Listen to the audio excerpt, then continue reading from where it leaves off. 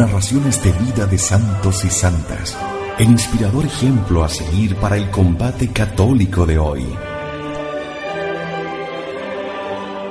Le invitamos a conservar la doctrina católica y la verdad depositada por nuestro Señor Jesucristo.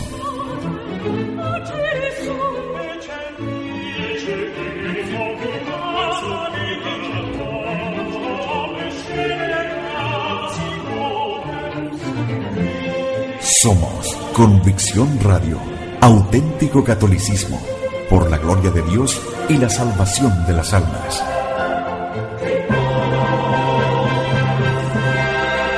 Convicción Radio.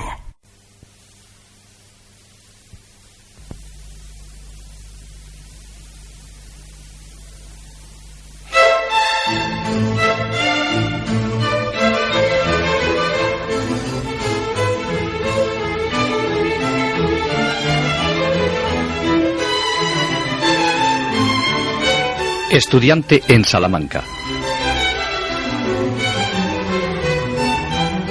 Salamanca, la de las piedras doradas, labrada como una joya y bulliciosa como un panal de abejas. Salamanca está orgullosa de sus palacios y de sus iglesias, cuyas campanas y cúpulas proclaman su esplendor. Su catedral las domina desde lo alto, dirigiendo hacia el cielo su torre cuadrada, coronada de una cúpula. Así, la ciudad castellana levanta en alto y mantiene enhiesta la antorcha de la ciencia y de la verdad, gracias a las célebres cátedras universitarias que le asegura la doble autoridad de la Iglesia y del Rey. Salamanca es una ciudad estudiantil y por este mismo hecho se ha convertido en una ciudad cosmopolita. Desde todos los rincones de España, de Italia y de Francia, hasta las lejanas regiones nórdicas, la juventud, ávida de ciencia o simplemente de aventura, se ha dado cita en sus muros. Los 4 colegios mayores de San Bartolomé, de Oviedo, del Arzobispo y de Cuenca ofrecen a los más afortunados de entre los estudiantes habitación y comida. Salamanca seguía siendo entonces la guardiana de la sana doctrina. Más aún, proseguía sin descanso la tarea sobrehumana de conservar e incluso de restaurar, con elementos nuevos de un mundo en gestación, la doctrina tradicional que el mundo enloquecido negaba. Aferrada sólidamente a la roca de la fe, apuntaba por una cultura profunda, tenía abiertas sus puertas al aire rejuvenecido del Renacimiento clásico. Rico es el mensaje salmantino de aquella época. Viva y pura, la fuente siempre emanante de doctrina y de ciencia sagrada, a donde pueden llegar a saciar su sed, todos los días, la muchedumbre tumultuosa de los estudiantes. La Universidad de Salamanca se encuentra en esta época en todo su esplendor. Los más importantes catedráticos se dan cita allí. La cátedra principal de teología está regentada por Mancio, dominico. Pero el más notable de los maestros es, sin duda, Fray Luis de León, poeta también él, al mismo tiempo que teólogo. Sus poesías, totalmente impregnadas de espiritualidad, no le merecen menos renombre que sus obras en prosa. La más importante de ellas es la de los nombres de Cristo. El número de estudiantes es grande, 7.000. Allí se dan cita todos los hábitos religiosos. Los carmelitas tenían en Salamanca el Colegio de San Andrés, un colegio interprovincial para todas las casas de España.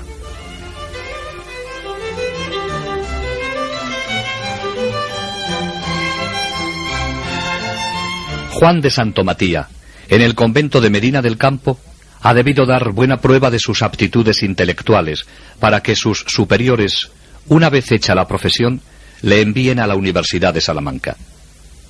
Un compañero suyo dice que se distinguía por su aventajado ingenio y aplicación. Fue nombrado prefecto de estudiantes. Este título se le concedía al mejor de los estudiantes y tenía la misión de explicar una clase a sus compañeros y de responder, bajo control del regente del colegio, a cuantas objeciones y cuestiones se le propusieran. Una docena de carmelitas, acompañados de su joven maestro, Juan de Santomatía, va cada día a la universidad. Presentían los estudiantes que cada día se deslizaban sobre los bancos junto al pequeño grupo de los carmelitas de San Andrés, que tenían junto a sí una de las futuras glorias de España y de la cristiandad? Este joven religioso, a primera vista, no tiene nada que llame la atención. No se valdrá de su título para exigir muestras de honor y consideración. Juan no trata de atraer la atención, pero de su persona dimana algo que atrae a los más atentos. Y esto no viene de su sorprendente poder de concentración, junto con una sensibilidad extremadamente viva. Porque este joven carmelita es un gran poeta y una inteligencia superior. Solo con que quiera, le está abierto el más hermoso porvenir universitario. Una carrera brillante, un apostolado fecundo tiene que seducir a esta alma selecta, porque la vida religiosa, que desde hace 3 años es la suya, no ha agotado las fuerzas vivas de la juventud, ni secado sus facultades humanas, ni recortado su pensamiento, ni secado su corazón. Juan se revela como lo que es, un apasionado. La doctrina poderosa y sólida de la Suma de Santo Tomás es para su alma ardiente un alimento escogido. Le gusta y se empapa de él. Es de los que son capaces de saborear su meollo más profundo. Los documentos de la época permiten tener por cierto que durante el 3er año escolar, de los 4 que Juan pasó en Salamanca, el de 1567, el maestro Mancio enseñaba la parte de la Suma en que Santo Tomás trata de la encarnación y de la redención. ¿Qué deseos tenía Juan de conocer, con un conocimiento cada vez más profundo y más puro, a aquel en quien Dios lo ha dicho todo y lo ha revelado todo? Al Hijo muy amado, en quien están ocultos todos los tesoros de la sabiduría y ciencia de Dios, en quien mora corporalmente toda la plenitud de la divinidad. Lo demuestran claramente sus obras. Una frase del cántico espiritual ilumina perfectamente la actitud del joven estudiante de Salamanca. Este apetito tiene siempre el alma de entender claramente y puramente las verdades divinas, y cuanto más ama, más adentro de ellas apetece entrar. Seguramente debe presentirlo ya. La trascendencia divina escapará siempre al pensamiento humano, demasiado débil y limitado. Solo la visión intuitiva de Dios en la gloria nos permitirá conocerle tal cual es en sí mismo. Tomás de Aquino lo supo mejor que nadie. Lo que le fue dado contemplar el día 6 de diciembre de 1273 de la inefable Trinidad, le mostró con una claridad fulgurante que la obra prodigiosa de toda su vida de teólogo frente a la trascendencia divina no era más que un poco de paja. Y sin embargo, no hay nada más grande, nada mejor que tender con todo el ser hacia esta única realidad, aunque toda la vida no hubiera más que balbucir: ¿qué es Dios? Nada más deseable que la sed, el ansia de entrar más adentro en la espesura de este conocimiento, porque Dios, que no puede ser conocido en sí mismo en esta vida, puede en ella ser amado en sí mismo e inmediatamente. Entre estos dos espíritus, Tomás de Aquino, a quien los siglos se complacerán en llamar doctor angélico, y Juan de la Cruz, que se va a convertir en el doctor místico por excelencia, hay más de una coincidencia. Diferente es su vocación, pero de golpe se unen en las alturas. Tomás, joven estudiante en París, pasa inadvertido a sus compañeros de la Sorbona por su reserva y silencio. Juan, como él, durante sus años de estudio, permanece retirado y pasa desapercibido. Y sin embargo, también él, desde esta época, domina los remolinos y roza sin estrellarse contra ellos los escollos más peligrosos. Y no porque se haya secado en él la fuente de la admiración, de la actividad y del amor, sino sencillamente porque se ha apoderado de él una seducción infinitamente más fuerte. Con Jeremías puede decir: me sedujiste, Señor, y me dejé seducir. Y por eso también él puede exclamar: en mi corazón había como un fuego devorador. Desde entonces, todos los bienes de la tierra, no sólo los placeres falsos y degradantes que humanamente no pueden seducir a una naturaleza como la suya, pero aún las mayores maravillas de la creación pueden desplegar a su alrededor su esplendor y ofrecer a su mirada su belleza real. Él no se aficionará a ella. No las ignora, ni menos las desprecia, no. Lo que pasa es que está fascinado ya por una belleza incomparablemente más atractiva, y no tiene necesidad de estos bienes que se llaman riquezas, poder o saber, pues son menos que Dios. Y así escribirá: el que de amor adolece, del divino ser tocado, tiene el gusto tan trocado que a los gustos desfallece, que estando la voluntad de divinidad tocada, no puede quedar pagada, sino con divinidad.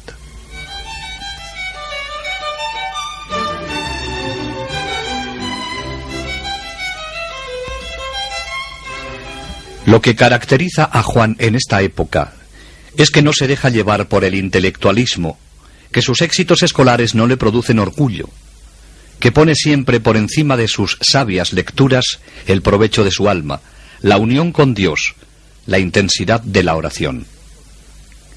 El santo viene más aprisa que el sabio, y es coherente entre lo que desea y lo que vive.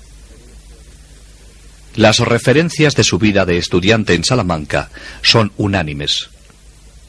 Todos saben que hace dura penitencia, que ayuna la mayor parte del año, que pasa mucho tiempo en oración, que estudia como ninguno. Conocen la pobreza de su estrecha celda, la del ventanillo que da al sagrario y un agujero en el techo que da sobre la mesa de estudio. Ven su cama, especie de artesa sin colchón, con un madero por cabecera que le sirve de almohada. El deseo de entregarse a Dios lo lleva a escoger una vida de mayor oración y soledad, que ve realizada en la Cartuja del Paular, situada en una encantadora soledad del Guadarrama, en la provincia de Segovia. Los proyectos de Dios sobre él son distintos.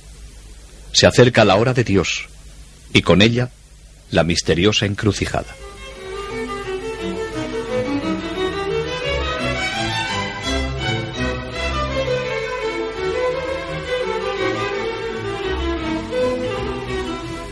Juan ha terminado los 3 cursos de artes en la Universidad de Salamanca. En las vacaciones de 1567 ocurren acontecimientos trascendentales para él que decidirán su destino. Terminado el curso, Juan, como todos sus condiscípulos, recibieron las sagradas órdenes, incluso el presbiterado. En el verano dirá su primera misa en Medina del Campo. Su madre, su hermano Francisco y su cuñada Ana asisten a ella emocionados. Luego besan sus manos recién consagradas. Catalina las riega con sus lágrimas. Le parece mentira lo que está viendo. Son momentos de gran emoción y de muchos recuerdos. Todo lo sufrido no tiene importancia ante esta hermosa realidad de un hijo consagrado sacerdote para siempre. Otro hecho importante ocurre en estos días y manifiesta que es la hora de Dios, y se va a delinear su carrera de reformador. La reforma del Carmen ya está en marcha desde hace más de 4 años. En 1562, para responder a las exigencias divinas, Teresa de Jesús emprendió la fundación del monasterio de San José de Ávila, que de hecho no es más que la primera piedra de la reforma carmelitana. Muchas penas y disgustos le ha costado a Teresa este comienzo. Devolver a aquellas mujeres el verdadero sentido de la vida religiosa. Vivirla sin mediocridad, sin componendas. Ciertamente era una tarea ardua. Procurarles al mismo tiempo la posibilidad de llevar realmente esta vida de pobreza, de silencio, de oración, con la erección de monasterios, era un trabajo muy fuerte y de muchas preocupaciones. La Madre Teresa lo experimentaba cada día. Pocas mujeres se habrían atrevido a correr el riesgo de una aventura tan temeraria, humanamente hablando. Y con todo, la fundación de los monasterios de las Carmelitas costaría mucho menos a la Madre Teresa que la reforma de los Carmelitas. Quiere que aquellos hombres que desde hace más de un siglo vivían una vida religiosa mitigada, vuelvan a abrazar las reglas primitivas que habían rechazado generaciones de frailes. ¿No era esto un desafío al simple buen sentido? Teresa conoce que es temerario lanzarse a semejante empresa, pero no se apura. Desde el momento que la gloria de Dios está en juego, nada podrá detenerla. Comienza, pues, fundando en Ávila el modesto convento de San José. Ha sufrido mortificantes críticas y hasta terribles asaltos por parte de sus hermanas del convento de la Encarnación de Ávila, de los frailes, del clero y de las mismas autoridades civiles. Con todo, el convento de San José ha sobrevivido. Ahora se encuentra fundando un segundo convento de descalzas en Medina del Campo y planeando la fundación de los religiosos con el mismo estilo de vida que las monjas. Cuando el padre Rubeo, general de los carmelitas, pasó en abril de este mismo año de 1567 por Ávila, aprobó esta idea que Teresa le manifestó, y un poco más tarde le dio permiso para fundar 2 conventos reformados en Castilla. Santa Teresa inauguró el convento de Medina del Campo el día de la Asunción y luego permaneció en esta villa hasta octubre, en que regresa a Ávila. Tanto o más que la consolidación de esta casa, le preocupa a la reformadora la iniciación de la vida descalza entre los religiosos. Está sosteniendo conferencias sobre este asunto con el prior de Santa Ana, padre Antonio de Heredia, religioso docto, excelente predicador y muy amante de la regular observancia. Contaba entonces 57 años, y a pesar de ellos, se había ofrecido a la santa para comenzar la reforma proyectada. No dudaba Teresa de la buena voluntad del padre, pero temía un poco por la edad que no podría sufrir los rigores con que pensaba empezar la observancia entre los religiosos. Juntamente con Juan, estaba en Medina por este tiempo su condiscípulo, Pedro Orozco, que también había dicho su primera misa allí. Fue a visitar a las descalzas recién fundadas. Habló extensamente con la santa. Esta le expuso sus planes para extender la reforma también a los religiosos, quizá con el ánimo de atraerse al joven carmelita. No debió el padre Pedro sentirse con fuerzas suficientes para una empresa tan ardua, pero en cambio, con una sinceridad y compañerismo encantadores, habló a la madre con gran elogio de la virtud y grandes cualidades de un condiscípulo suyo, padre Juan de Santo Matía, capaz de llevar esos planes a buen término, según era de fervoroso y mortificado. Le gustó la proposición a la Madre Teresa y concertaron una entrevista en el locutorio.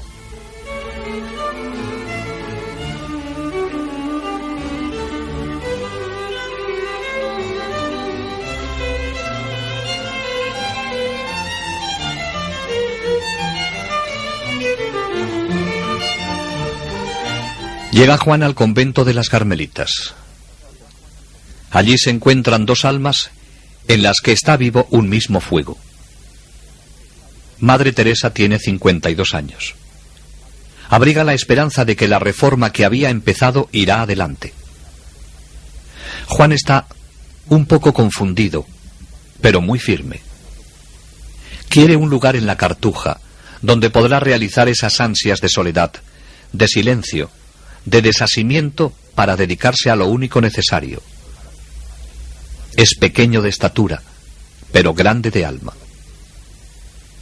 Todo lo que dice es tan suave, tan prudente, tan avisado, tan lleno de sentido común y de espíritu sobrenatural, que Teresa presiente ha encontrado la persona con quien comenzar la reforma de los carmelitas. Teresa le deja hablar, y éste le dice que está decidido a irse a la Cartuja. Teresa, dotada de gran penetración, comprendió que este era el hombre que necesitaba para la reforma, y desplegó toda su fuerza sugestiva de convicción, que era mucha, para convencer al joven carmelita. Que era preferible que aguardase un poco, que para encontrar la soledad y el retiro que anda buscando no es necesario ir a la Cartuja. Una vida de plena observancia en la regla primitiva del Carmelo puede llenarle todo deseo de silencio y negación espiritual. Le habla con el entusiasmo, gracia y convencimiento que ella tiene. Juan la escucha embelesado. Nunca una mujer le había hablado así. Después de aquel diálogo con la Madre Teresa, Juan desiste de ir a la Cartuja. Ha comprendido lo que quiere Teresa. Secundará sus planes. Se quedará en el Carmen para llevar a cabo la reforma tan deseada por la Carmelita y ya iniciada en la rama femenina. Solo pone una condición: que no se tarde mucho. Pocos acontecimientos habrá de parecida importancia en la historia de la mística, como este encuentro entre Teresa de Jesús y Juan, que luego se llamaría de la Cruz.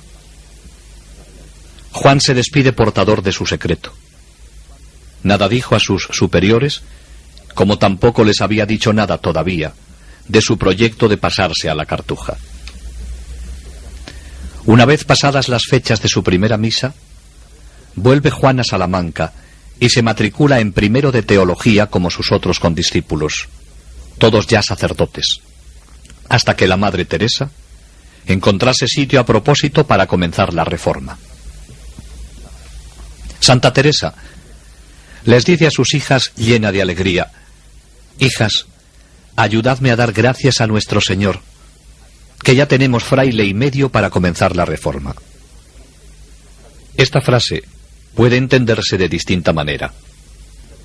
No hay que creer que el medio es Fray Juan de Santo Matía, pequeño de estatura, pero del que Teresa hace mucho caso. Dirá ella: yo le encuentro muy propio para nuestro género de vida. Realmente creo que Dios le llama a esta empresa. Tiene alta oración y posee muy buen juicio. Familiarmente le llama su senequita, porque le halla lleno de sabiduría. Con su intuición femenina y la penetración de su mirada sobrenatural, Madre Teresa presiente que la reforma de los carmelitas comenzará con este joven religioso, a la vez tan ardiente y tan suave, bajo la moción del Espíritu Santo.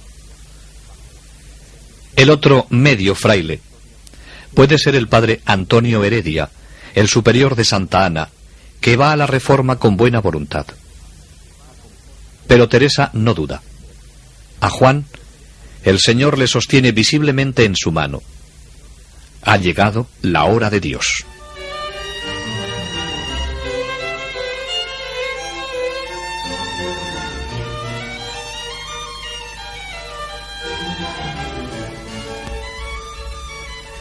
Madre Teresa obtiene licencia para fundar 2 conventos de descalzos. Y también tiene el lugar. Le han ofrecido una casa de labranza por tierras de Ávila, allá por Duruelo. Sin ruido ni homenajes, se despidió para siempre Juan de la Universidad de Salamanca. La universidad no se dio cuenta de que perdía uno de los mayores ingenios y hombres más cabales que honraron sus aulas. Casi todo el nombre y fama de aquel menudo hombre serán póstumos. Era muy profunda su valía intelectual y religiosa para que pudiera valorarla una sola generación. Muchas han tenido que pasar para comprenderla.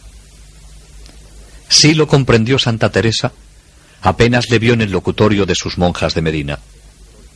Para tal piedra, tal lapidario. En el verano de 1568, Madre Teresa y Fray Juan se vuelven a encontrar en Medina con muy pocos días de diferencia. Ella de regreso de la casa de Malagón, y él de cursar el primer año de teología en Salamanca según lo convenido. Santa Teresa le instruye en la vida reformada, de la que constituye parte principal la oración y el retiro.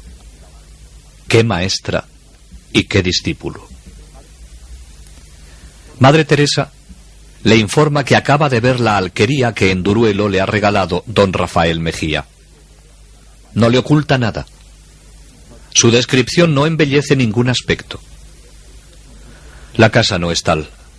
Se trata de un portalillo con una habitación y un rincón que hace de cocina. Una monja que lo ha visto con Madre Teresa le dice a ésta que no se podrá encontrar espíritu que pueda tolerar aquella miseria. Fray Juan recibió la noticia con mal disimulada alegría, y más cuando oyó de labios de la santa que era un paraje muy solitario y desacomodado.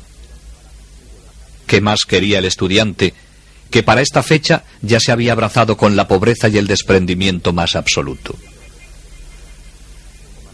Un mes, poco más o menos, estuvieron en Medina Fray Juan y Madre Teresa, antes de salir para la fundación de monjas en Valladolid. Este tiempo lo aprovechaba para ir informándole de la vida de las descalzas. Se comunican espiritualmente, se entienden. Teresa dirá de Fray Juan que es una de las almas más santas que Dios tiene en su iglesia. Se da cuenta que tiene talento, ingenio, prudencia, suavidad en el trato, fuego en los ojos y una especial disposición en la orientación espiritual. La Madre Teresa se confiesa con él e invita a sus monjas a que lo hagan. No tiene reparo en decir que la sabiduría de Fray Juan es sabiduría de cielo. Hay que poner manos a la obra inmediatamente. Madre Teresa se encarga de obtener las debidas licencias de los dos provinciales, el actual y el anterior, a quienes ha comisionado el Padre General para este asunto. Fray Antonio de Heredia, que es prior en Medina, tiene que dejar en regla todo lo relacionado con su cargo. Fray Juan, a quien nada retiene en Medina, irá con Madre Teresa a Valladolid para la fundación y aprovechará para vivir prácticamente el espíritu de la Reforma que anima a Madre Teresa y a sus religiosas. El 9 de agosto parten en una carreta. Fray Juan habla a las religiosas de Dios, de sus deberes, de la práctica de la oración, y todo ello de tal manera que el camino se les hizo brevísimo. De 3 a 4 meses duró la especie de noviciado que Fray Juan hizo con la Madre Teresa para posesionarse bien de los proyectos y métodos que tan buenos resultados estaban dando ya en las religiosas. Humanamente no parecía prudente encomendar la obra de la Reforma a este carmelita que el día que se encontró con Santa Teresa le expresó simplemente su necesidad de soledad, de silencio, de desasimiento, para dedicarse a lo único necesario. Tiene 27 años, 4 de profesión, 1 solo de sacerdocio. No tiene nada de altas relaciones, insignificante para quien se detenga en lo exterior. Pero la Madre Teresa tiene más sentido humano y lucidez sobrenatural. Este pequeño Juan de Santo Matía era una transparencia. Su mirada pura como la mirada de un niño tenía la limpidez de las fuentes de la montaña. Dios se manifestaba en él. La pobre casa de Duruelo, que Teresa llama el pequeño establo de Belén, se va a convertir en el primer convento de carmelitas reformados. Mientras que Madre Teresa soluciona los actos oficiales, tanto con el donante de la casa como con los superiores de la orden y de la provincia, se envía a Juan de Santo Matía para que acondicione la casa. Cambia la túnica de sarga que había vestido en el convento de los Mitigados de Santa Ana por la túnica de paño burdo y pardo, semejante a la de los primeros hijos de Nuestra Señora del Monte Carmelo, y que le habían tejido las carmelitas de San José. marcha alegremente, con los pies desnudos, ensartados en las sandalias de cuerda, a instalar el pequeño establo de Belén. Esto será Duruelo, el Belén de la descalcez.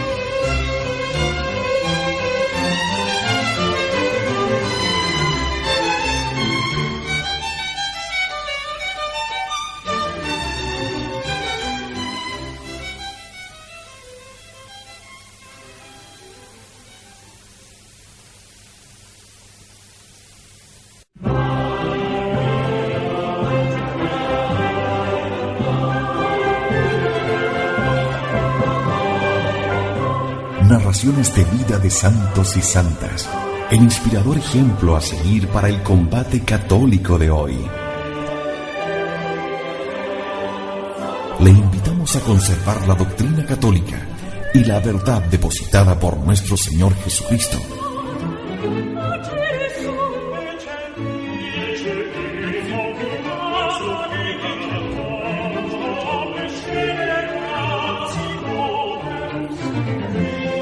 Somos Convicción Radio, auténtico catolicismo, por la gloria de Dios y la salvación de las almas.